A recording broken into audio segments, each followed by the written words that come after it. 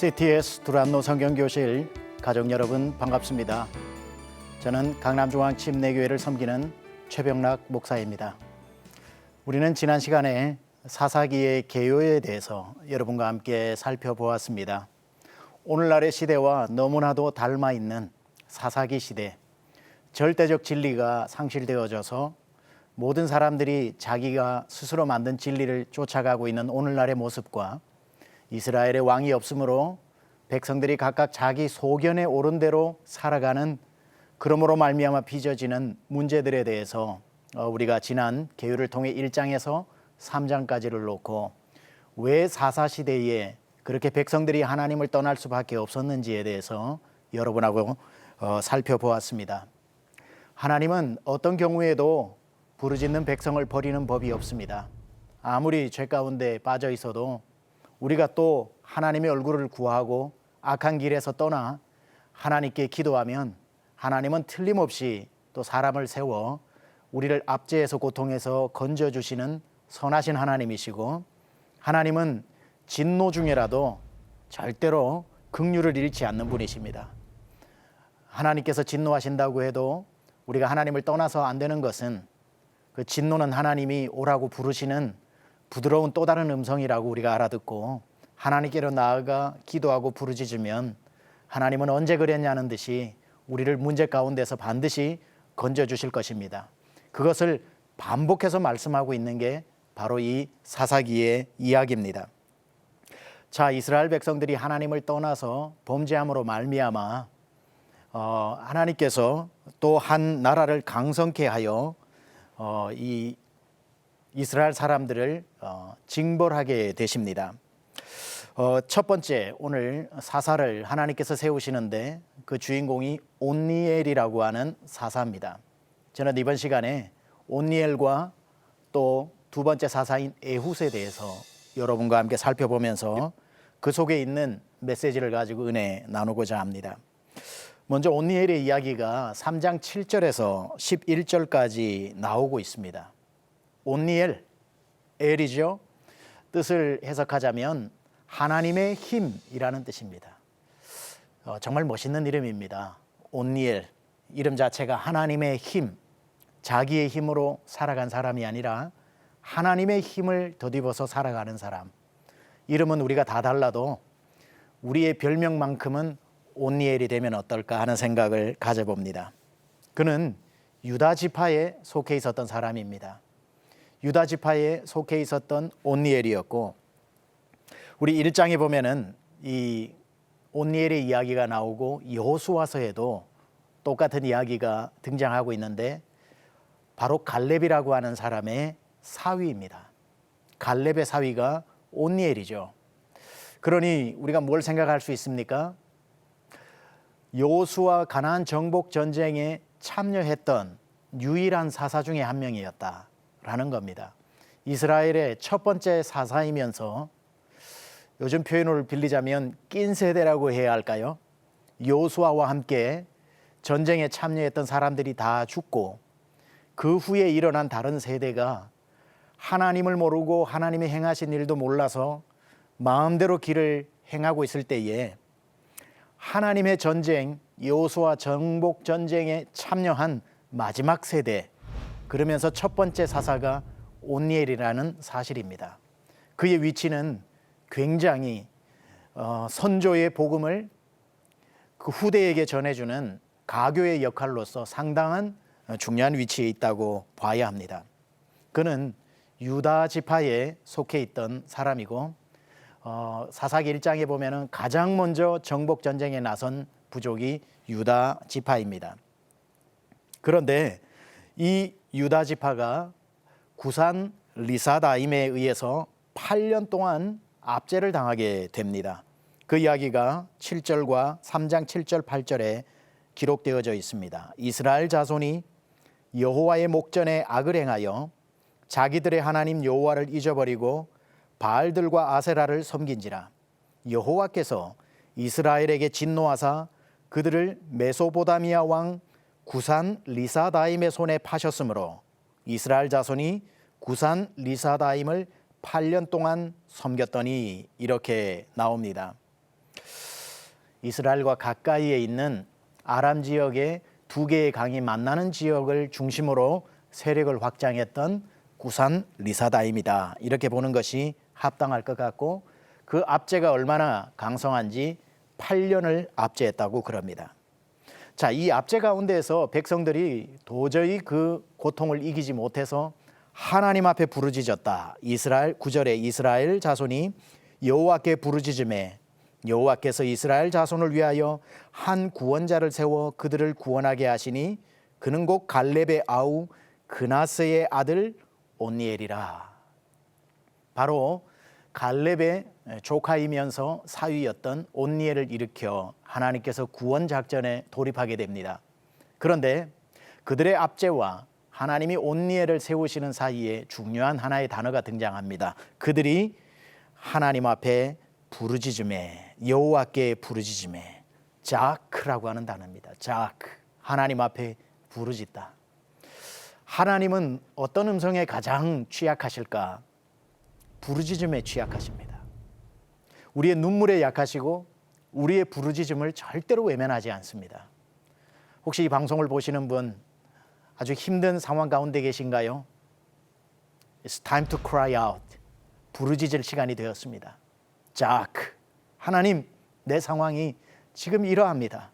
아무데도 소망 없어 하나님 앞에 부르짖으오니 하나님 나를 불쌍히 여겨달라는 그 부르짖음의 기도는, 다른 기도는 몰라도 하나님은 절대로 외면하지 않으십니다. 그래서 성경에 예레미야 33장 3절에도 너는 나에게 속삭여라 라고 말씀하지 않으시고 너는 내게 부르짖으라고 말씀하십니다. 내가 내게 응답하리라 주님 말씀하셨죠. 이스라엘 백성들은 이 구산 리사다임의 통치하에 부르짖었던 것이고, 하나님은 그 부르짖음을 외면하지 않으시고 바로 이 온니엘을 구원자로 세워주신 겁니다. 아까 말씀드렸다시피 이 온니엘의 위치를 한번 생각해 보면 굉장히 중요한 가교적 역할이다 그랬습니다. 부모 세대로부터 받은 믿음을 후세대로 전달해 주는 역할. 오늘날 우리 한국교회가 지금 많은 새로운 하나님을 알지 못하는 자녀 세대들이 일어나고 있는데, 이 방송을 보고 계시는 분들이 부모의 세대라면 반드시 여러분의 믿음을 다음 세대로 이어주는 가교의 역할을 성실히 감당해야 하리라 생각합니다. 유일하게 온니엘은 전쟁을 알았던 사사입니다. 하나님의 역사하심을 눈으로 보았던 사람이고 정복 전쟁에 칼을 들고 나아가 함께 갈렙과 싸웠던 그러한 역사의 산 증인이라고 말할 수 있습니다. 자, 이 온니엘의 이야기는 그 역할에 비해서 길게 기록되어져 있지 않습니다. 3장 7절에서 11절까지 기록되어져 있는데 10절부터 11절을 읽고 여기에 대한 설명을 잠시 드리겠습니다. 여호와의 영이 그에게 임하셨으므로 그가 이스라엘의 사사가 되어 나아가서 싸울 때에 여호와께서 메소포타미아 왕 구산 리사다임을 그의 손에 넘겨주심에 온니엘의 손이 구산 리사다임을 이기니라. 그 땅이 평온한 지 40년에 그나스의 아들 온니엘이 죽었더라. 저는 여기 수치를 보면 참 재미있는 한 가지를 발견하게 됩니다. 고통은 8년, 하나님께 부르짖었더니 평화는 40년. 하나님은 진노 중에라도 긍휼을 잃지 않으실 뿐 아니라 우리의 고통을 넘어선 하나님의 축복의 시간들이 길다라는 것, 우리에게 주시는 큰 소망이 아닐까 생각합니다. 자, 이 온니엘이라고 하는 이 사람을 하나님께서 세우시고 난 뒤에 여러분이 발견하셨는지는 몰라도 이 7절에서 11절까지 아주 짧은 구절은 전형적인 패턴을 가감없이 정확하게 모두 기록하고 있습니다. 죄를 지었더니 하나님께서 징벌하셨고, 그들이 회개하였더니 구원자를 세우시고, 구원자로부터 하나님께서 그 압제에서 풀어나게 하셨더니 사사가 사는 날 동안 평화를 누리다가 다시 그 모든 것을 잊어버리는 정확한 패턴 가운데 온니엘이 쓰임받았던 겁니다. 우리는 여기에서 한 가지를 생각해야 됩니다. 왜 이 온니엘의 이야기를 또 많은 스토리를 넣지 않고 담백하게 이 패턴을 그대로 보여주고 있는 것인가? 앞으로 어떤 일들이 일어나도 이 패턴대로 하나님을 정확하게 부르짖고 하나님의 얼굴을 구해라고 하는 전형으로 보여준 이야기라고 우리는 보게 됩니다. 즉 다시 말해 온니엘의 사역은 어떤 지방이나 비계가 없는 담백한 사사의 전형, 영어로 프로토타입이라고 그러죠. 전형을 보여줍니다. 쉽게 말해 온니엘의 사역은 그대로 공식대로 사역을 하고 역사의 뒤안길로 사라졌습니다.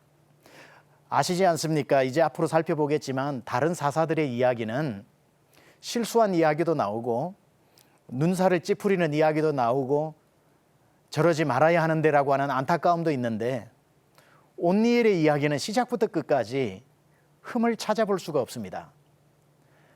사사가 해야 되는 일만 오롯이 감당하고 주님의 부르심을 받은 사람입니다. 왜 그랬을까요? 하나님이 말씀하시는 겁니다. 온니엘처럼 사사의 직분을 감당하라는 겁니다.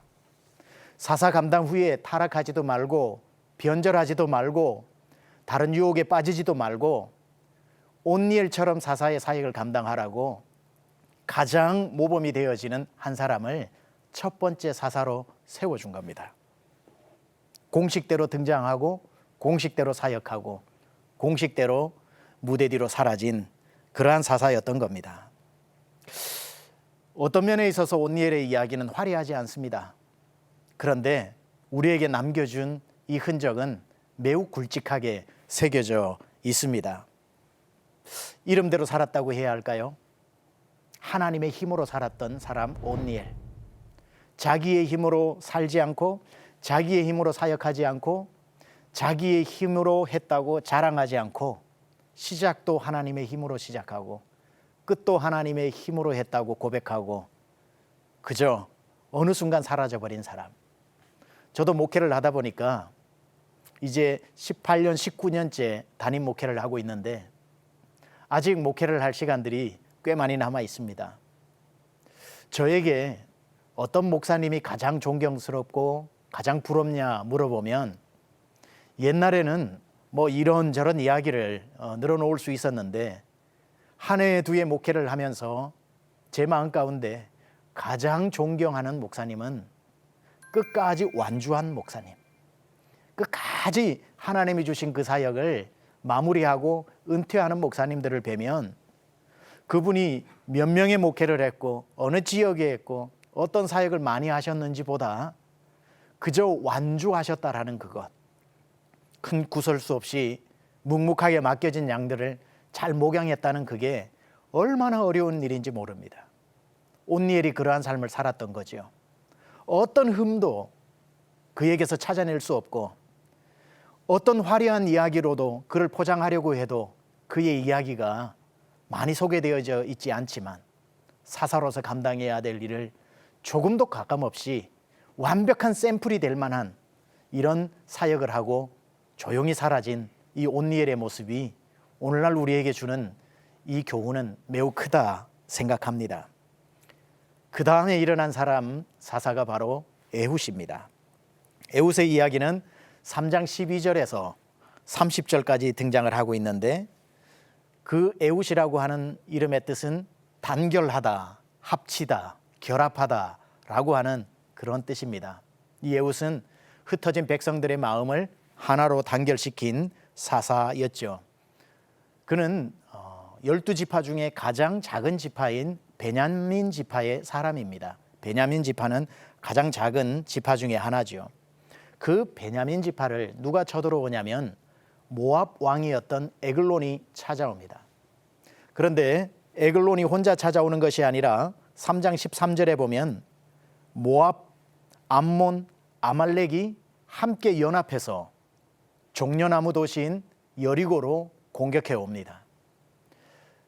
여러분, 악한 일은 혼자 악을 행하지 않고 항상 규합을 하고 힘을 모으는 특징들이 있습니다.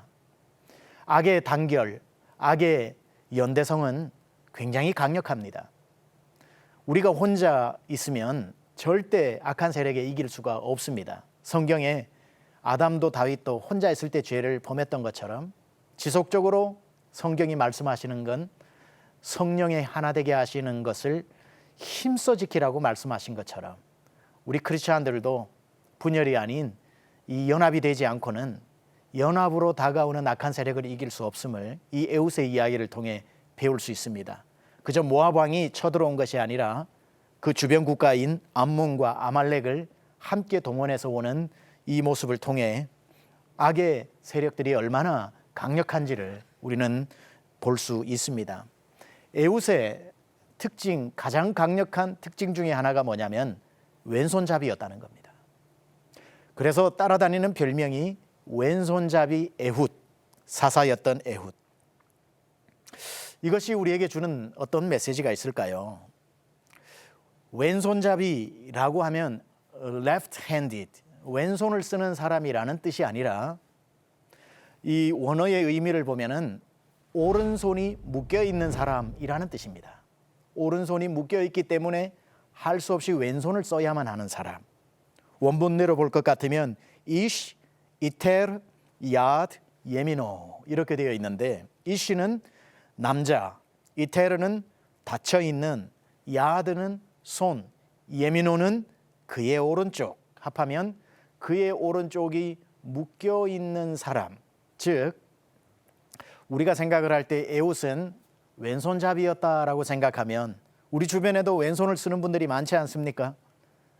그런데 우리 주변에 왼손을 쓰는 분들의 대부분은 양손을 다 잘 쓰지만 왼손을 특별히 잘 쓰는 사람을 이야기할 때 왼손잡이라고 이야기를 하는데 에웃은 그런 차원에 있어서 왼손잡이라는 뜻이 아니라 오른손을 쓸 수 없었던 불구의 사람이었다는 뜻입니다.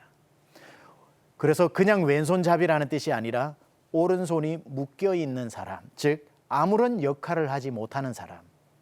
여기에는 보통 한 두 가지 설이 있습니다. 사사기 20장 16절에 가면은 베냐민 지파 중에 왼손만 쓰는 사람 700군사가 나옵니다. 의도적으로 왼손만 쓰도록 훈련받은 군사들이 베냐민 지파에는 많이 있었습니다. 그러나 여기서 말하는 에웃은 그 700명 중에 한 명이라고 말하기는 어렵습니다. 오른손이 묶여 있기 때문에 그저 왼손을 단련시킨 사람이 아니라 오른손을 사용할 수 없기 때문에 왼손을 쓰게 된 사람, 누가 보아도 오른손이 묶여 있었던 사람이라고 하는 차원에서 물론 그도 700명 중에 한 명이었을 수는 있겠지만 그가 양손이 자유로운데 왼손을 잘 단련한 사람이 아니라 태어날 때부터인지 몰라도 누가 봐도 저 사람은 오른손을 사용할 수 없구나 라고 하는 것을 명백히 알 수 있는 왼손잡이였다는 겁니다.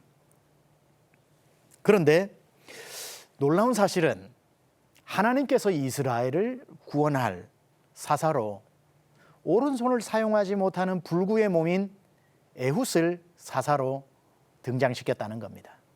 무엇을 말합니까? 에훗의 오른손이 묶여 있어도 능력에 하나님의 손은 묶이지 않는다는 뜻이겠죠. 왼손잡이라고 할지라도 하나님이 사용하시는 데는 아무 문제가 없다는 뜻이겠죠. 아니, 우리가 이제 에훗의 이야기를 살펴보면 왼손잡이였기 때문에 오히려 그가 하나님 앞에 더 효과적으로 쓰임받았던 것을 보게 됩니다.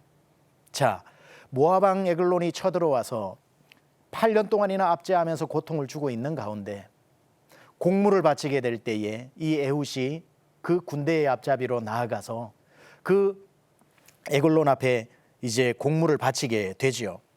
그러고 난 뒤 함께 온 사람들을 되돌려 보내고 에글론을 개인적으로 면담합니다. 왕이시여, 내가 조용히 드릴 말이 있나이다. 무슨 또 다른 금은 부활을 주나 싶어서 그를 조용한 다락방에서 만나게 됩니다. 그러나 압제를 당하고 있는 나라의 군인이 자기의 왕을 만나려고 하니 수색을 해야 되지 않겠습니까? 그래서 그는 칼을 차는데 오른쪽 허벅지 바깥쪽이 아닌 안쪽으로 칼을 차고 그걸 묶어둡니다. 우선 그가 왕을 만나려고 할 때에 에글론의 호위무사들이 볼 때에 누가 봐도 오른손을 쓰지 못하는 저 불구의 몸이 무슨 왕을, 그래도 왕도 무술을 배웠을 텐데 어떻게 하지 못하겠구나 하는 안심을 주게 됩니다. 그리고 대부분의 칼은 오른손잡이는 왼쪽 허리에 있는 칼을 뽑아서 사용하기 때문에 왼쪽을 다리를 중심으로 수색을 하지 오른쪽 다리를 중심으로 수색하지는 않죠.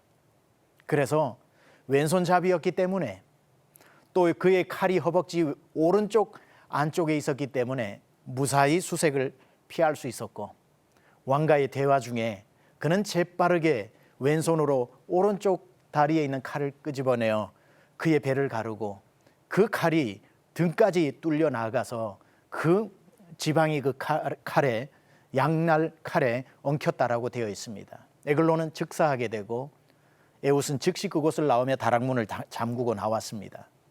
왕이 나오지 않자 그가 발을 가리우나 보다, 두 가지 의미죠. 휴식을 하고 있나 보다, 또는 그 당시에 어떤 그 용법으로 발을 가린다는 것은 용변을 본다라는 뜻이니까 그런 줄 알았는데 한참이 지나도 왕이 나오지 않자 들어가 보니 죽어 있었던 것이고, 그것을 벗어난 에웃은 나팔을 불고 모든 숨어있던 병사들이 나와 이 모압 왕 에글론의 부하들을 다 쳐서 죽이게 되며 1만 명 이상의 용사들을 무찌르게 됩니다.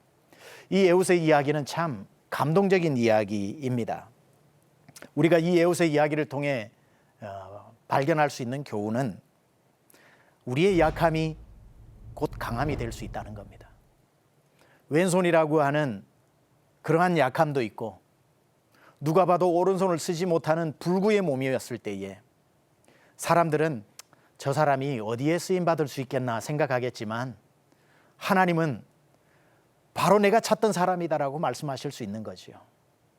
이스라엘을 택하신 이유가 신명기 7장에 너희가 모든 사람보다 수요가 많음이 아니라 모든 민족 중에 가장 적기 때문에 내가 택하였다는 것처럼, 하나님은 강한 자를 통해 강하게 역사하시면 하나님의 역사가 잘 보이지 않기 때문에 약한 자를 들어 하나님의 강함을 나타내시고 모든 사람이 하나님의 행하신 일을 찬송케 하시기 때문에, 이 방송을 보시는 분들도 약함 가운데 고민하고 있다면 다르게 생각하십시오. 하나님이 약함 가운데서 오히려 강한 역사를 일으키실 수 있다라는 것. 한 가지 더 생각을 해볼 것 같으면, 여러분 베냐민이라고 하는 이 뜻이 뭔 줄 아십니까? 오른손의 아들이라는 뜻입니다. 베냐민은 오른손의 아들, 그게 지파를 이루었습니다. 무슨 뜻입니까? 베냐민 지파는 오른손의 아들들의 지파라는 뜻이기 때문에 그들 가운데 왼손잡이로 산다는 것은 태어날 때부터 차별입니다. 태어날 때부터 지파의 한 구성원으로 인정받기 힘든 핸디캡을 가지고 살아갑니다. 오른손의 아들이라고 하는 베냐민 지파의 아들인데 백성으로 살면서 그 받았던 수모와 차별과 그 왕따의 그런 수모들이 이 에웃 안에 얼마나 많았겠습니까?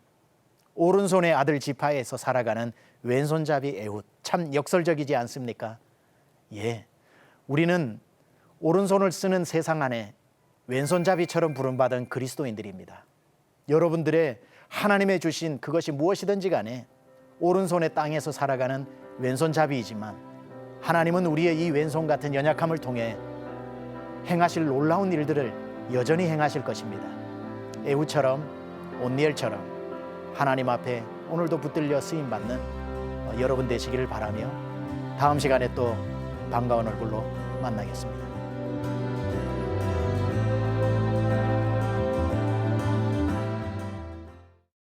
이 프로그램은 CTS 방송가족의 사랑과 후원으로 제작되었습니다.